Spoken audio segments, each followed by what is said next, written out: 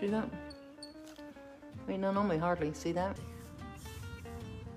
Let's do a big flat surface here so you can see what painting one coat using brush and roll will do. Okay, this is always a good example of how much paint to apply. I did my cut in there, get in the corners, and then brush it down.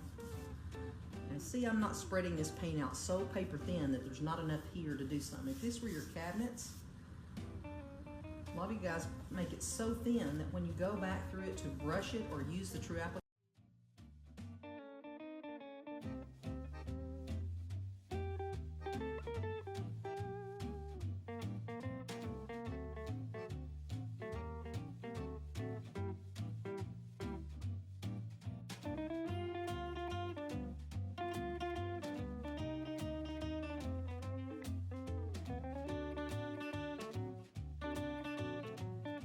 this little magic tool right here and that beautiful brush putting on enough product.